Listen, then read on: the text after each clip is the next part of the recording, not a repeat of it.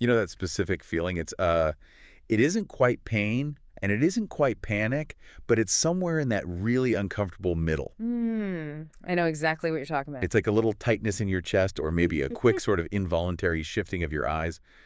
It happens right when you're saying something to a friend or a partner or maybe even your boss. Yeah, Your mouth is moving, the words are coming out, you sound perfectly reasonable, yeah. but deep down in like the absolute basement of your brain, there's a little voice just screaming, "This is absolute nonsense."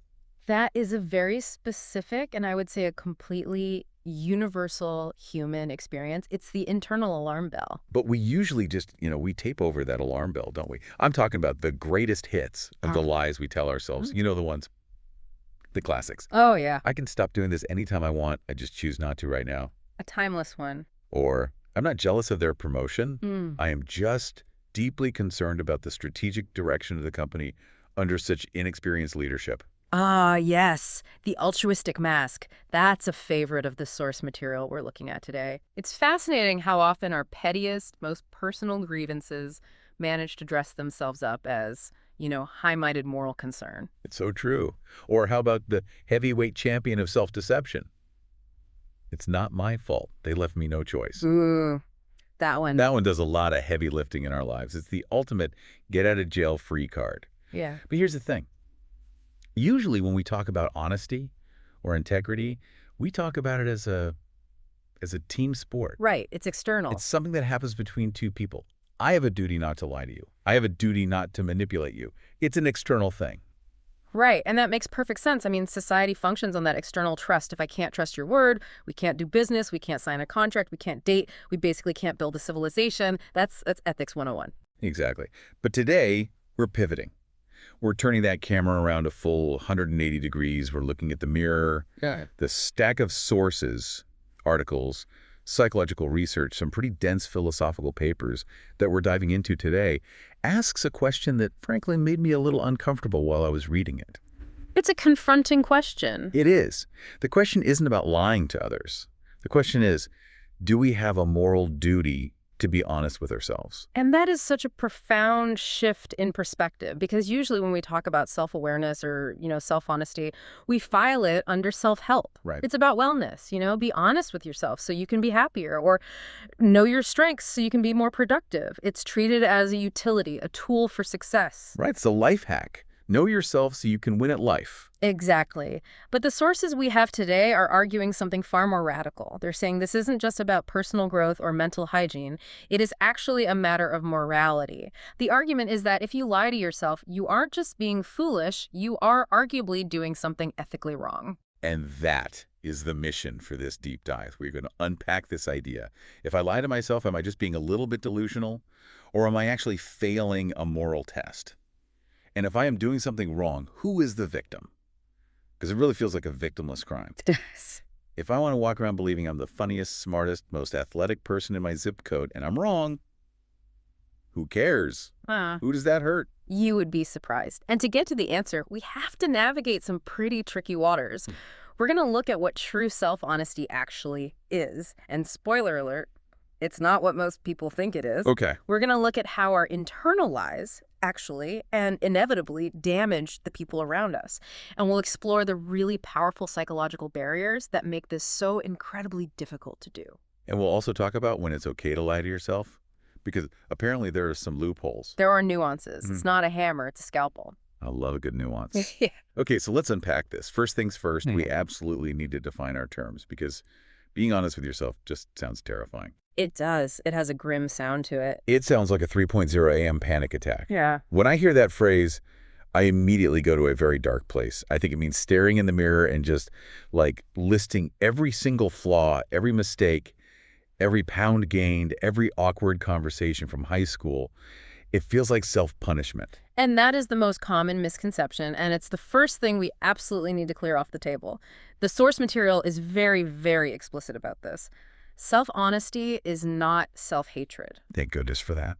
It is not about constantly criticizing yourself or exaggerating your flaws. Because my inner critic is already working overtime. I do not need to give it a megaphone. Exactly. And think about it. If you're exaggerating your flaws, if you're telling yourself, I am the worst person in the world or I always mess everything up, you are actually still lying to yourself. No. You're just lying in the other direction. That's a really, really good point. The inner critic is just as delusional as the inner narcissist. Precisely. It's not honesty. That's melodrama. Yep. The definition we're working with today is much more grounded, much more sane.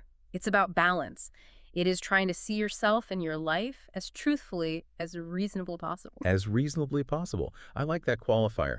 It feels attainable. It feels human. It's important because perfection isn't the goal. It means seeing the whole picture. It means acknowledging your strengths. Yes, you are actually good at certain things, but also, your weaknesses. Okay. It means looking at your motives, your patterns, and importantly, your impact on others without that softening filter we all like to use. That part about motives is where it gets really sticky for me. Yeah. Because motives are so slippery. I can do a good thing for a bad reason, right? Or vice versa. Precisely. And that is where the real hard work of self-honesty happens. The source lists some of these uncomfortable motives that we are masters at ignoring. Envy, pride, fear, laziness, resentment. Oof. The big five. Mm-hmm. The usual suspects. Absolutely. So let's think about that earlier example you gave. I'm not jealous, I'm concerned. Let's really play that out in a real-world scenario. Okay. So on the surface, your action might look like constructive criticism. You might be in a meeting raising a totally valid point about a project's timeline or a potential risk. Right. I'm looking at the spreadsheet. I'm pointing out the data. I look like a responsible, diligent employee. My boss is probably nodding along. But self-honesty requires you to ask the question that nobody else can ask. You have to ask yourself, am I raising this point only because it's helpful? Or am I raising this because I'm annoyed that my coworker got the project lead and I didn't, and I want to, maybe subconsciously, take her down a peg? And that right there is the difference between just living your life on autopilot and actually being honest with yourself. It's that pause. It's checking the engine light. It is. It's about recognizing your role in conflicts. That is another huge one from the sources. We love to be the victim in our own stories. It's the most comfortable role to play. Of course. The hero or the victim, never the henchman. Never the bumbling sidekick who caused the problem. But self-honesty asks, okay, they yelled and that was wrong. I'm not denying that. But what did I do 3 minutes before that? Did I provoke them? Was I being passive-aggressive? Did I use that specific tone of voice that I know they absolutely hate? So it's not about beating yourself up or saying it's all my fault. It's just about accuracy. It's about being a better reporter of the facts. Correct. It is less about punishment and more about simply not lying. It's about factual reporting on your own internal state, your own contributions to a situation. It's about not editing the footage of your life to make yourself look like the hero in every single scene. Okay, so we've defined the term. It's a balanced, factual observation of our good, our bad, and our ugly sides.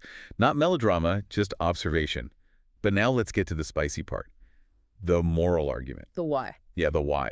Why is this a duty? If I want to walk around thinking I'm the smartest, kindest, most athletic person in the neighborhood, and I'm completely delusional about it, who am I really hurting?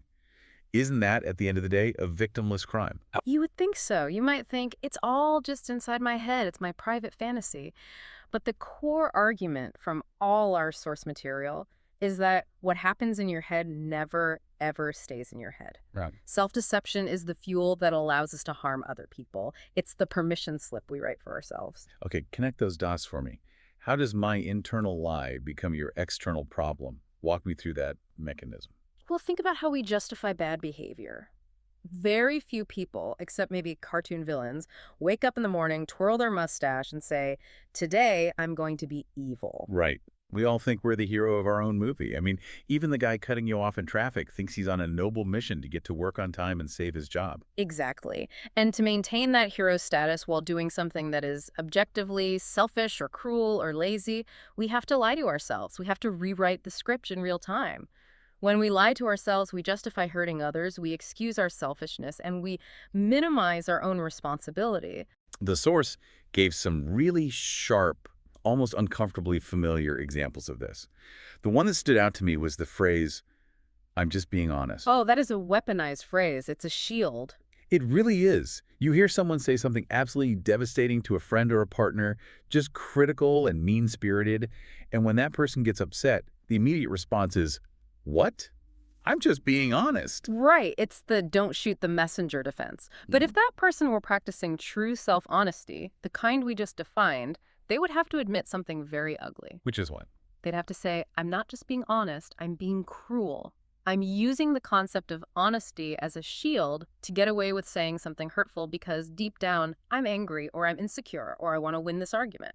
But because they are deceiving themselves about their own motive, they feel righteous. They feel completely justified. They feel like the good guy who's just telling it like it is, while they are actively causing pain to someone they supposedly care about.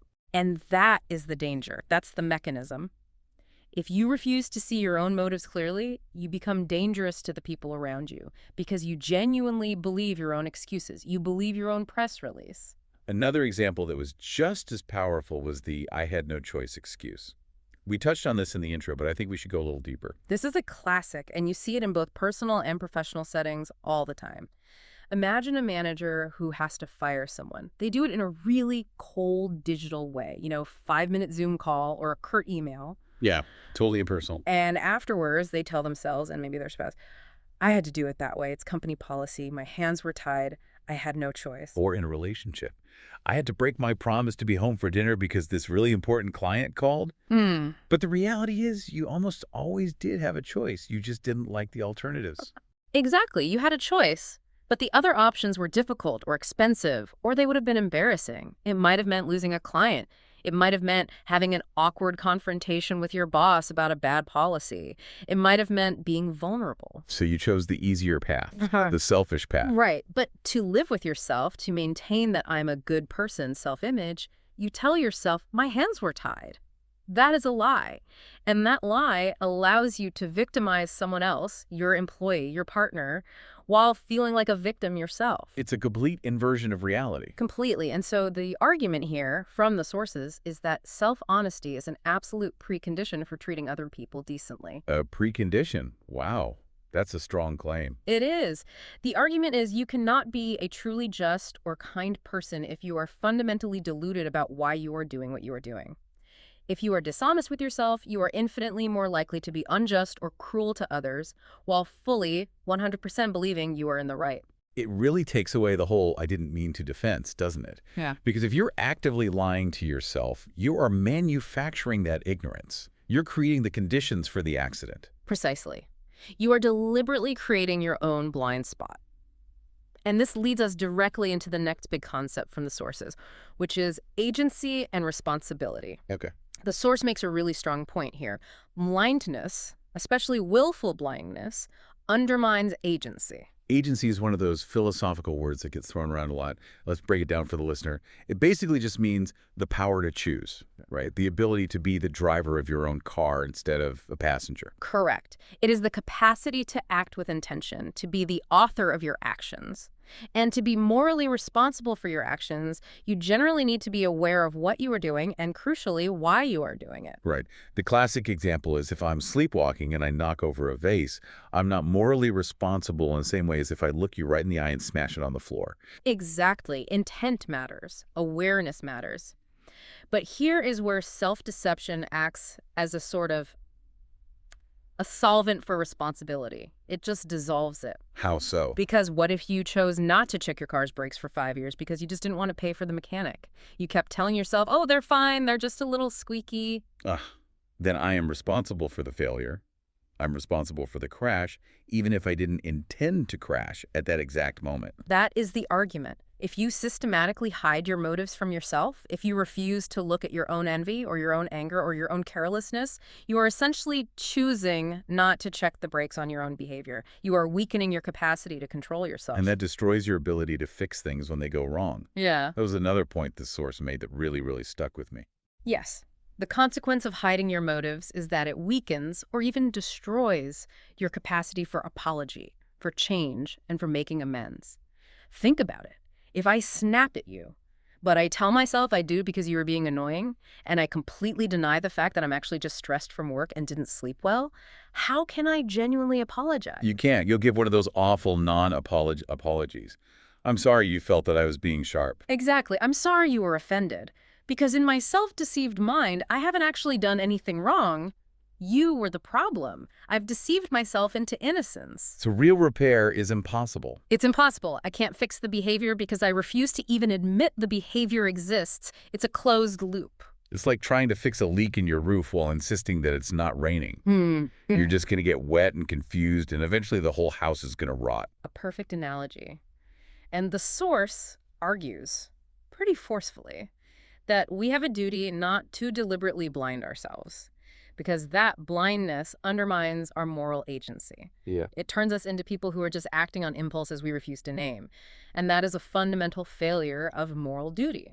It's interesting because it frames knowing yourself not as a luxury, not as a self-help goal, but as a basic requirement for being a moral adult. Exactly. It removes the excuse of ignorance. If you are ignorant of your own motives because you deliberately looked away, that is culpable ignorance. You're responsible for not knowing. Okay, so we've established that this is important. It stops us from being jerks who think we're saints. It keeps us in the driver's seat of our lives. But let's be real for a second. This is hard. It is really, really hard. Incredibly hard. If it was easy, everyone would do it. So why are we so bad at this? Why is the human brain so naturally good at lying to itself? It's not a design flaw. It's a feature, or at least it started as one. It's a protection system. The source identifies 3 main barriers, or you could call them temptations, against honesty. And I think every single listener is going to recognize these immediately. I'm ready. The first, and probably the most powerful, is protecting our self-image. The I am a good person defense. Essentially, we all have a narrative about who we are. I am smart, I am kind, I am a hard worker, I am a loyal friend.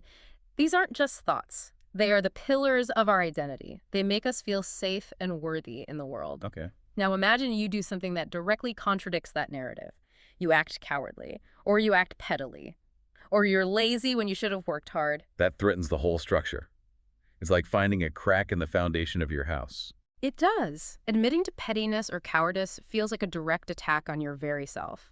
So, to protect that precious image, we edit reality on the fly. I wasn't cowardly, I was being prudent and strategic. I wasn't petty, I was standing on principle. We spin the story to keep the statue of ourselves looking pristine and intact. It's self-preservation. More. Or maybe more accurately, ego preservation. Precisely. So that's barrier 1. Barrier 2 is the fear of change. This is a very practical one. If I finally admit to myself that I am deeply unhappy in my job, or that my marriage is failing, or that I have a drinking problem, what happens next? Well, you have to do something about it. Once you see it, once you really admit it, you can't unsee it. The clock starts ticking. You feel the pressure to act. Truth brings consequences. And change is effortful, and change is absolutely terrifying. As long as I lie to myself and say, oh, it's not that bad, or this is just a rough patch, it'll pass, I don't have to face the terrifying prospect of looking for a new job, or having a difficult conversation with my partner, or going to a meeting. So the lie buys us time. It buys us the comfort of the status quo.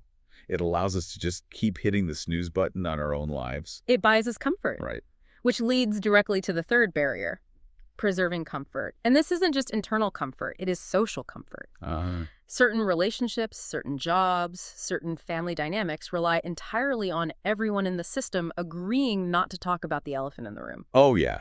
The don't rock the boat philosophy. Every family has this to some degree. Every workplace has one. Absolutely. If you start being truly honest with yourself, asking, is this dynamic healthy? Is this friendship right for me? Is this family tradition actually kind of toxic? You threaten to shake those structures. You might disrupt the comfort of your social circle or your family dinner. And nobody wants to be that person, the troublemaker. So we deceive ourselves to keep the peace. We convince ourselves that the toxic behavior is just how they are, or that it's normal so we don't have to be the one to stand up and point it out. So if you put it all together, self-deception is basically a security system for our lives. It protects our identity, it protects us from hard work, and it protects our social comfort. It is a psychological defense mechanism, but as we discussed earlier, the cost of that defense is often paid by other people, or by our own long-term integrity and happiness. Okay, but surely there has to be a limit. I mean, we can't be Sherlock Holmes about our own psyches 24/7. That just sounds exhausting. It would be impossible. And frankly, impossible. Yeah. I mean, I don't even know why I chose this shirt this morning. Was it a conscious fashion choice, or was it a subconscious desire to blend in with the background on this video call? I don't know. How deep do we have to go? And that is a crucial point. The source material is very clear. about the limits here. We have to be realistic. We are complex biological machines. We have unconscious patterns, biases we picked up in childhood that we're not even aware of, blind spots that we literally cannot see without help from others. So the duty isn't perfection. It can't be. No. A duty to be honest with ourselves cannot mean perfect self-knowledge. It cannot mean total transparency of every single passing motive. That is an impossible standard, and you cannot be morally obligated to do the impossible. So what is the bar then? If perfection is off the table, what are we actually aiming for? The duty is to try. It is about the effort. It's about not being willfully blind. The moral test isn't, did you know everything? It's, did you try to know? Did you look when you had the chance? Can you break that down for me? What does trying look like in the real world on a Tuesday afternoon? It means being open to evidence. When facts land in front of you that contradict your preferred story about yourself, do you look at them or do you immediately sweep them under the rug? Okay. It means listening to feedback. When 3 different trusted people in your life tell you that you're being defensive, do you dismiss them all as haters or they just don't get it? Or do you stop and think, okay, maybe there's something here I need to look at? So it's about questioning the easy stories. Exactly. That's a great way to put it. When you come up with an explanation for a conflict that makes you look 100% perfect and everyone else look like a complete villain, that is an easy story. The duty is to pause and say, is it really that simple? Is there another way to see this? It's about stopping when you catch yourself twisting the truth, even a little bit. Yes, that's the moment. That little flinch you feel inside. The moral failure isn't having a biased thought pop into your head. We all have those. The moral failure is recognizing that thought is a distortion and then choosing to run with it anyway because it's comfortable. Now, what about exceptions? Is there ever a time where the sources say, you know what, go ahead, lie to yourself, for now, you need it? There are, and this is where you really see the compassion in this philosophy. It's not a rigid, unforgiving doctrine.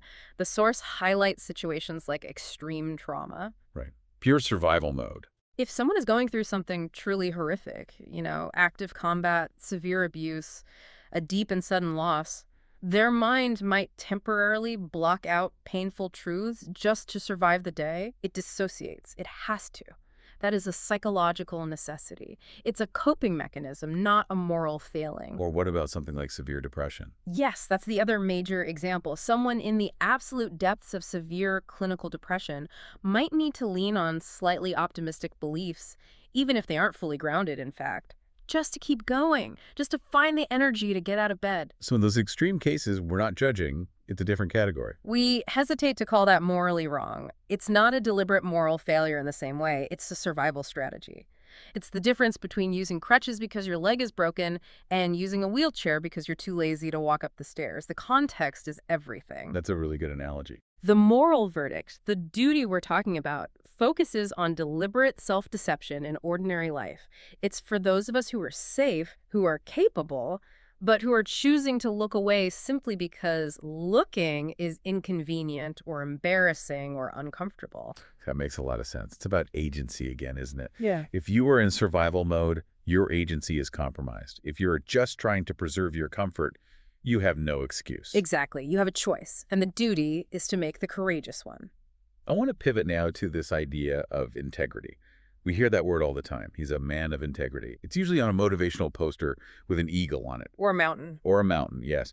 But the source defines it in a really interesting way, not as like goodness, but as alignment. Yes, and that's the etymological root of it. Integrity comes from the Latin word integer, which means whole or entire, like an integer in math, a whole number, not a fraction. A person of integrity is whole.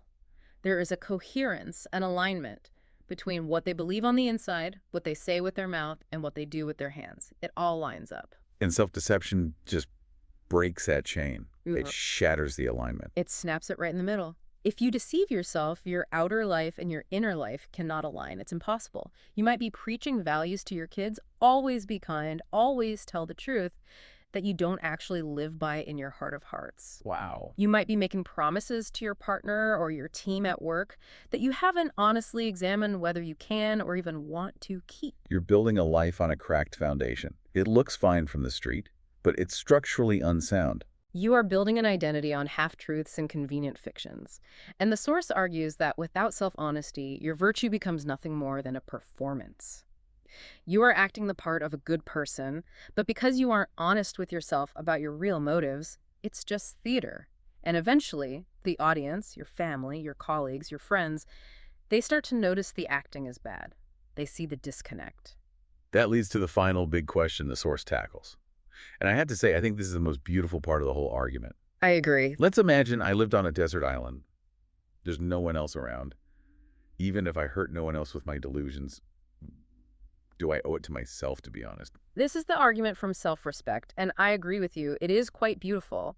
The idea is that living in a state of illusion prevents you from truly owning your own life. If you spend your life telling yourself a fantasy, you are, in a very real way, a stranger to yourself. You're the main character in the story of your life, but you haven't actually read the script. Exactly. You are reacting to things that aren't there. You are defending yourself against threats that don't actually exist. You are chasing prizes that, if you were honest, you'd admit you don't actually want. You are missing out on genuine growth, because real growth requires starting from where you actually are, not from where you pretend to be. It's a form of dignity, isn't it? It To is. face the facts of your own life. It is. Truthfulness, in this context, is a form of respect for oneself. If you constantly have to lie to yourself to make yourself feel better, you are essentially treating yourself like a fragile child. You're saying, I am too weak to handle the truth. I need a fairy tale. I need a nightlight to keep the monsters away. Wow, I am too weak to handle the truth. That really puts a different spin on it. It makes the lie feel less like a protective shield and more like a self-insult. But if you force yourself, gently but firmly, to face the truth, even the ugly parts, even the failures, even the petty motives, you are honoring your own capacity. You are saying to yourself, I am strong enough to see this, and I am capable enough to change it. It's an act of empowerment. You cannot navigate the world if your map is a fake. Honesty with yourself gives you a real map. So let's bring this all together for a final thought. We started with the central question. Do we have a moral duty to be honest with ourselves? And the nuanced verdict from this deep dive seems to be, we do not have a duty for perfection. We are not robots. We're messy humans. But we absolutely do have a moral responsibility to avoid deliberate, willful blindness. Because first and foremost, it shapes how we treat other people. Yes. It prevents us from justifying harm and allows us to be truly kind and just. And second, because it allows us to take genuine responsibility for our lives. It creates the agency that's needed for real apology and real change. And finally, because it's a matter of self-respect. It is about not being a stranger in your own life. It's about loving the truth enough to let it transform you, not just comfort you. This has been, honestly, a bit of a workout for my brain, Hmm. but a really good one. It makes you want to go take a long walk and have a very serious conversation with, well, with yourself. And that is the best possible outcome. The silence after this conversation is where the real work starts. The source material leaves us with 3 final questions. And I think we should just leave them with our listeners. I'm going to read them, and I want you listening right now to just let them sit there. Don't rush to an answer. Just let them simmer for a while. Question 1. Where in your life might you be telling yourself a story that feels safe but isn't fully true? Question 2. What do you fear would happen if you really, truly admitted that truth? And finally, question 3. What kind of person could you become if you trusted yourself enough to face what is real? That is the ultimate question, isn't it? Thanks for diving deep with us today. This was fascinating. It was a pleasure, a real challenge to think about. We'll see you next time. Be honest out there. And in there,